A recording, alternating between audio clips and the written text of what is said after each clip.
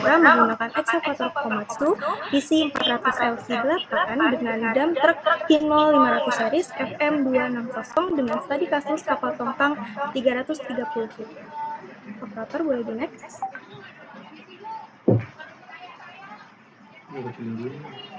Operator boleh di next.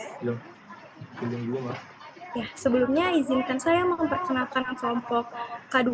Yang pertama ada saya sendiri dengan NIM akhir 010, Muhammad Raika Zakwan 015, Fatihah Alisa Sultan 033, Ridho Mujai Lutfi 045, Raffi Rafasya 073, Anggita Naila 075 dan Farhan Abdul 079. Untuk berikutnya boleh dilanjutkan dengan rekan saya. Dipersilakan.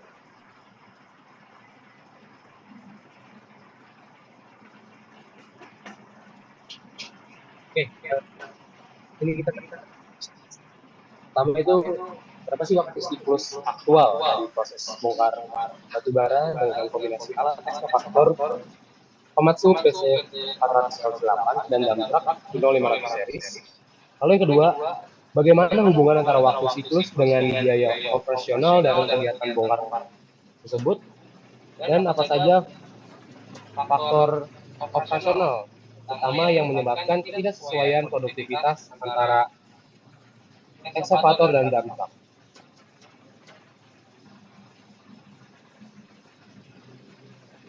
Nah, sistem truck and shovel dalam logistik batubara ini adalah kombinasi ekskavator sebagai alat muat dan dump truck sebagai alat angkut yang digunakan untuk memindahkan material curah dari lokasi bongkar ke penimbunan.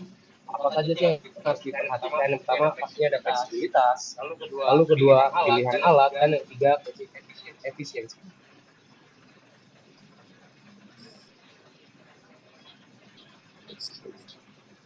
Nah, selanjutnya ada optimalisasi operasi dan hambatan, theory of constraints. Nah, jadi optimalisasi waktu bongkar muat tidak hanya soal kecepatan alat, tetapi tentang sinkronisasi siklus kerja untuk menghindari waktu tunggu yang sia-sia. Dengan melalui pendekatan theory of constraints atau yang bisa disebut TOC, kita dapat mengidentifikasi titik layar botol atau bottleneck yang membatasi kapasitas sistem secara keseluruhan. Baik itu disebabkan oleh keterbatasan alat bongkar, jumlah alat angkut, maupun kendala infrastruktur seperti jalan akses. Nah, faktor-faktor dominan seperti cycle time, efisiensi alat, jarak angkut, dan tingkat downtime menjadi variabel kunci yang harus dianalisis secara terintegrasi untuk meningkatkan output kerja. Boleh di next, operator.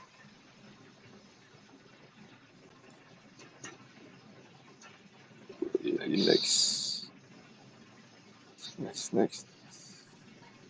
Nah, selanjutnya ada parameter produktivitas ekskavator. Jadi produktivitas ekskavator menjadi fondasi dalam perencanaan kebutuhan unit dan proyeksi pembiayaan operasional. Perhitungannya didasarkan pada volume material yang mampu dipindahkan dalam satuan waktu, yang dipengaruhi secara langsung oleh kapasitas real bucket dan durasi satu siklus kerja lengkap. Siklus ini mencakup 4 fase utama, yaitu digging time atau mengeruk, lalu ada swing load atau mengayun bermuatan, lalu ada dumping, itu menumpahkan, dan yang terakhir itu swing empty atau kembali kosong. Nah, hasil akhir dari produktivitas aktual ini sangat bergantung pada faktor efisiensi kerja yang mencerminkan kondisi nyata di lapangan.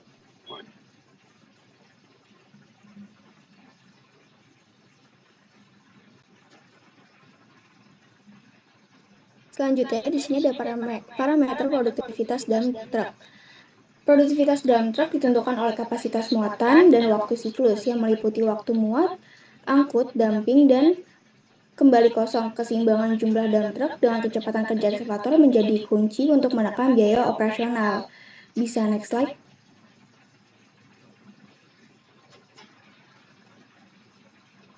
Selanjutnya di sini ada struktur biaya kepemilikan dan operasional.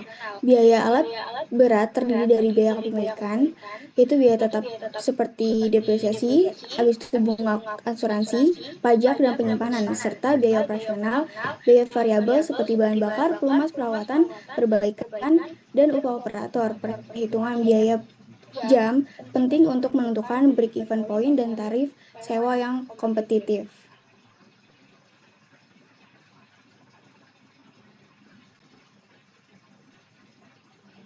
Selanjutnya ada desain proyek.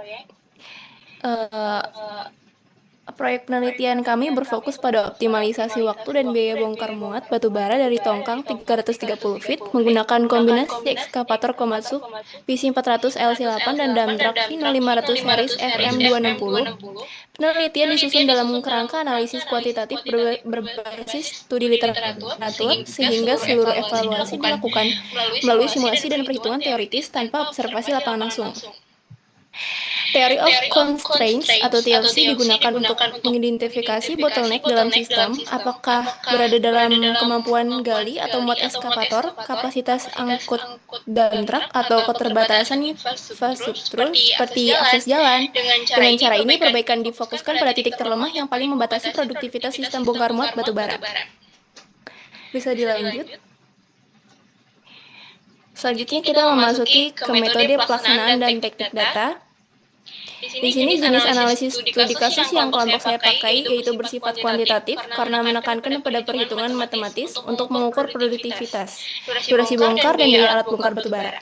Pendekatan yang digunakan adalah studi literatur dan studi dokumentasi ditambah pemanfaatan laporan operasional dan artikel penelitian terdahulu terkait optimalisasi bongkar muat dan operasional pelabuhan. Data sekunder yang kami kumpulkan meliputi spesifikasi teknis Komatsu, PC400 LC8 dan Hino FM260, karakteristik batu bara gembur 1100 LCM dan padat 1300 BCM, dan kapasitas tongkang sebanyak 330 feet, memuat sebanyak 10.000 sampai 12.000 ton batu bara, serta asumsi standar operasional seperti kecepatan kerja alat, waktu siklus, dan kapasitas angkut dump truck. Semua data ini menjadi input utama untuk pemodelan produktivitas, waktu bongkar, dan biaya per skenario operasi. Bisa dilanjut. Slide selanjutnya. Kita memasuki ke tahapan analisis dan perancangan. Di sini ada tahapan analisis dan perancangan. Tahap pertama adalah identifikasi konfigurasi alat dan kapasitas sistem, yakni menentukan peran ekskavator PC400 LC8 sebagai alat bongkar utama dan dump truck Hino FM260 sebagai alat angkut dan dari tongkang ke stockpile, termasuk kapasitas bucket, kapasitas bak, dan kemampuan angkut per siklus. Untuk tahap berikutnya adalah pengukuran waktu operasional berbasis data sekunder untuk menghitung cycle time ekskavator dan dump truck, kemudian menghitung produktivitas dan OEE masing-masing alat. Setelah itu dilakukan analisis kesesuaian kapasitas ekskavator dump truck dan identifikasi bottleneck dengan TOC. Dilanjutkan penyusunan dan simulasi beberapa skenario konfigurasi alat serta jam operasi untuk melihat pengaruhnya terhadap durasi bongkar dan risiko demurrage. Lalu di tahap akhir ada identifikasi biaya langsung dan tidak langsung, perhitungan total biaya bongkar muat per skenario, dan pemilihan konfigurasi PC400 LC8 dan Hino FM260 yang memberikan kombinasi waktu bongkar tercepat dan biaya operasional terendah yang kemudian dituangkan dalam bentuk laporan teknis dan rekomendasi operasional. Slide selanjutnya akan dibacakan oleh rekan saya. Ya, terima kasih Alisa kesempatannya. Pada slide ini akan ditunjukkan gambaran umum analisis produktivitas dan waktu bongkar muat batu bara dari kapal tongkang berukuran 330 feet. Di dalam analisis kami ini, kami menggunakan dua alat utama, yaitu yang pertama ada ekskavator Komatsu PC400 LC8 sebagai alat bongkar, dan dump truck Hino 500 series FM260 sebagai alat angkut. Tujuan dari analisis ini adalah untuk mengetahui produktivitas masing-masing alat, waktu yang dibutuhkan untuk proses bongkar muat, serta menentukan konfigurasi alat yang paling optimal agar kegiatan bongkar batu bara dapat berjalan secara efisien, aman, dan tidak menimbulkan hambatan operasional. Boleh dilanjut, tolong. Nah, di slide ini saya akan menjelaskan mengenai kondisi dan data lapangan yang digunakan sebagai data dasar perhitungan produktivitas kapasitas kapal tongkang. Yang dianalisis berada pada rentang 10.000 hingga 12.000 ton dengan jarak angkut material sejauh kurang lebih 1,5 km. Material yang diangkut adalah batu bara dengan berat jenis 1,30 ton per meter kubik, kecepatan dump truck dump truck saat bermuatan adalah sekitar 25 km per jam, sedangkan kosong adalah 30 km per jam. Dalam perhitungan ini juga digunakan faktor efisiensi kerja, yaitu 80% untuk ekskavator dan 75% untuk dump truck yang mencerminkan kondisi kerja di lapangan. Berdasarkan hasil analisis kami juga, produktivitas ekskavator diperoleh kapasitas bucket trail sebesar 2,57 ton per siklus dengan waktu siklus rata-rata 30 detik. Dari data tersebut, produktivitas teoritis ekskavator mencapai 289,1 ton per jam. Sedangkan produktivitas aktual sebesar 231,3 ton per jam setelah mempertimbangkan faktor efisiensi. Hasil ini menunjukkan bahwa ekskavator memiliki kapasitas kerja yang sangat memadai dan bukan merupakan bottleneck system, sehingga potensi hambatan bongkar muat lebih dipengaruhi oleh alat angkut atau pengaturan jumlah dump truck. Selanjutnya akan dilanjutkan oleh rekan saya.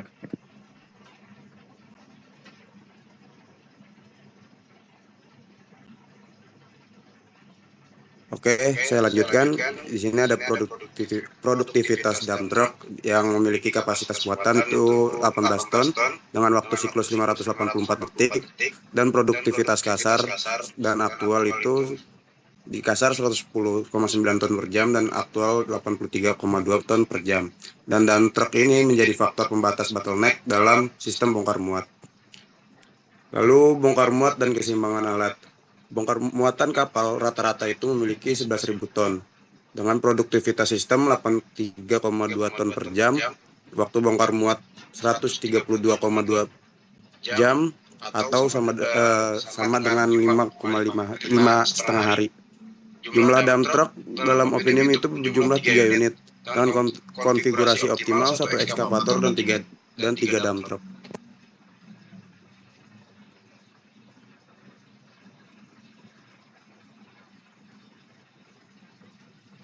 Ya, lalu selanjutnya di sini ada biaya gudang, diambil sebesar 5% dari harga pembelian alat, yaitu rumusnya biaya pembelian dikali biaya gudang dibagi lama penggunaan alat, atau di sini kami mendapat sekitar 16.000 per jam.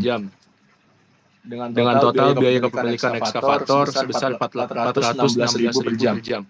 Boleh dilanjut slide selanjutnya.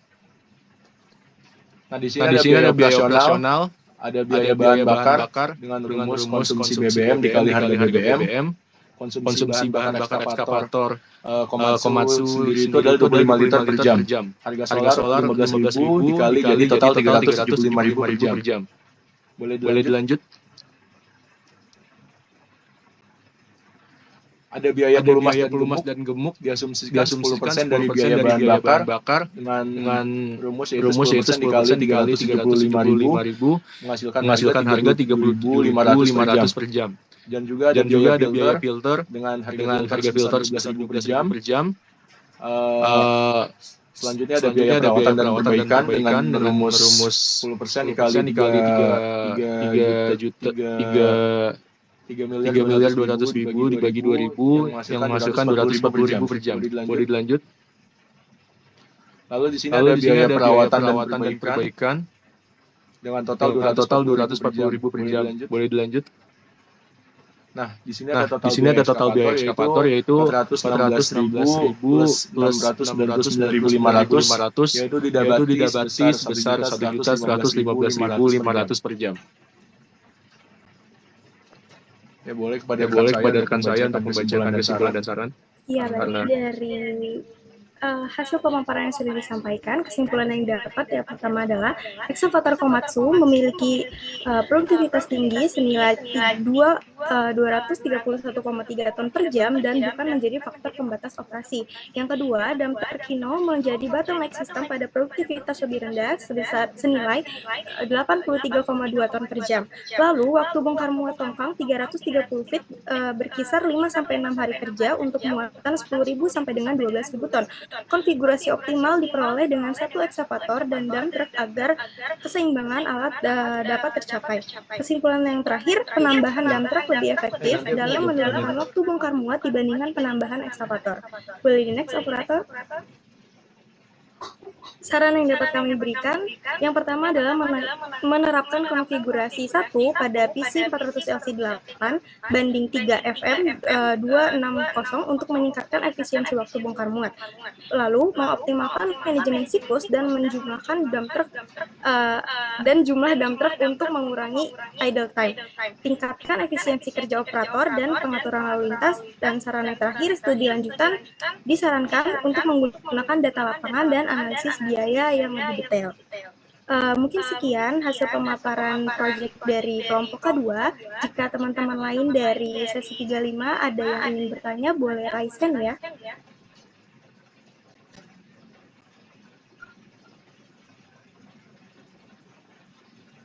Oke, teman-teman boleh raise hand jika ingin bertanya.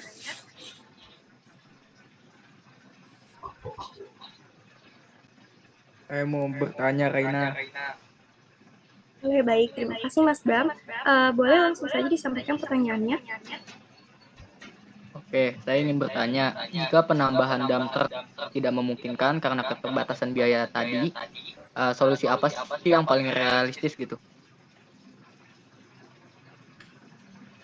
Untuk teman-teman K2, sudah jelas ya pertanyaan. Ada lagi yang ingin ditanyakan, teman-teman? Pertanyaan Mas Bram akan ditampung dulu. Boleh Mas Ahmad Diandra disampaikan pertanyaannya? Pertanyaan saya, selain faktor kecepatan alat ya, variabel apa lagi sih yang sangat mempengaruhi total waktu siklus dump truck saat proses pemindahan batu bara?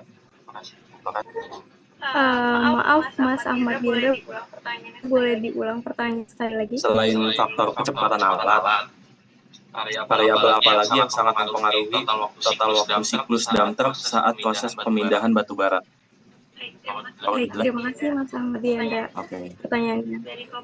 Dari kelompok K2 sudah jelas ya pertanyaan dari Mas Ahmad Diandra. Satu lagi ada dari Mbak Askia. Dipersilakan untuk pertanyaannya. Oke, sebelumnya maaf ya belum bisa on cam. Mau tanya terkait, jadi mengapa penambahan jumlah dump truck itu dianggap lebih efektif gitu dibandingkan menambah unit ekskavator dalam kasus yang kalian bahas ini? Mungkin itu aja. Terima kasih. Terima kasih Mbak Askia pertanyaannya. Mungkin dari teman-teman K2, dari 3 pertanyaan yang sudah disampaikan, sudah dapat dipahami ya? Mau langsung dijawab? Boleh langsung dijawab. Izin Raina. Saya izin menjawab pertanyaan dari Mas Pasha ya. Berdasarkan pemaparan presentasi oleh kelompok kami, siklus dump truck jauh lebih kompleks karena dia itu melibatkan jarak tempuh. Ada juga beberapa faktor-faktor kunci yang mempengaruhi total waktu siklus dump truck saat pemrosesan pemindahan batu bara, yaitu yang pertama ada kondisi infrastruktur seperti akses jalan menuju stockpile. Dengan contoh misalnya di NPCT 1, kalau hujan itu kan pasti licin ya, bisa nambah 2-3 menit per trip.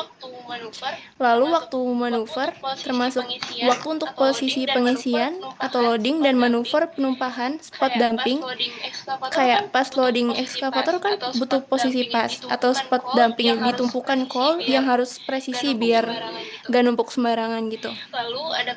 Lalu ada kecepatan rata-rata dengan loaded cuma 25 km per jam, soalnya berat. Balik kosong bisa 3 jam. Dengan contoh, misalnya jarak 500 meter bisa beda 10-15 detik per cycle. Apakah sudah terjawab, Mas Pasha, dengan pertanyaannya? Sudah, Mbak Alisa, terima kasih. Oke, terima kasih kembali. Mungkin masih ada 2 pertanyaan yang belum terjawab, dipersilakan. Baik, terima kasih Mbak Raina. Saya ingin menjawab pertanyaan dari Mas Bram. Tadi Mas Bram bertanya jika penambahan dump truck tidak memungkinkan karena keterbatasan biaya, solusi apa yang paling realistis? Nah, jadi kalau dari hasil analisis kelompok kami, jika penambahan dump truck terkendala biaya, maka yang dapat dilakukan adalah salah satunya itu meningkatkan efisiensi armada yang sudah ada. Hal ini dapat dilakukan dengan memperbaiki kondisi jalan, infrastruktur jalan, agar waktu tempuh lebih singkat, lalu mengurangi waktu antrean dan supporting di area loading maupun dumping melalui pengaturan alur kerja yang lebih baik, serta menerapkan manajemen delintase yang teratur untuk mengoptimalkan waktu siklus angkut. Selain itu, peningkatan keterampilan dan kedisiplinan operator juga berperan sangat penting dalam meningkatkan produktivitas tanpa menambah jumlah unit. Mungkin itu saja jawaban dari saya. Untuk pertanyaan dari Mas Bram, terima kasih. Mas Bram sudah jelas ya jawaban dari Mas Ridho. Satu pertanyaan lagi dari Mbak Askia.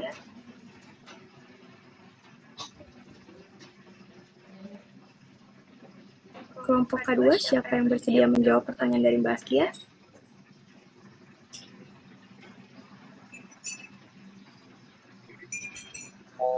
Izin Reina, menjawab pertanyaan dari Mbak Askia. Oke, pertanyaan dari Mbak Askia kan kenapa menambah jumlah jam truk yang lebih efektif ya dibanding menambah unit ekskavator. Pertama kan berdasarkan analisis produktivitas, jam truk itu kan punya faktor pembatas dan bottleneck dalam produktivitas aktual hanya 83,2 ton per jam. Sementara itu kan ekskavator sendiri memiliki kapasitas yang jauh lebih tinggi, yaitu 231,3 ton per jam. Jika kita nambah ekskavator, yang ada ekskavator tersebut malah tidak bekerja secara maksimal karena menunggu antrian truk yang begitu lama. Makanya menambah truk itu lebih efektif karena dump truck sendiri akan membantu menyerap kapasitas berlebih dari ekskavator sehingga aliran kerja itu menjadi lebih lancar dan waktu bongkar total menjadi lebih singkat. Seperti itu, Mas. Baik, sudah terjawab ya 3 pertanyaan dari 3 penanya. Mungkin karena keterbatasan waktu dan hasil diskusi kami juga sudah disampaikan semua, presentasi kami akhiri. Mohon maaf bila ada kekurangan dan kesalahan dalam penyampaian. Wassalamualaikum warahmatullahi wabarakatuh. Dipersilakan untuk kelompok selanjutnya. Oke, waalaikumsalam warahmatullahi wabarakatuh. Terima kasih banyak Mbak Raina dan juga teman-teman dari kelompok K02.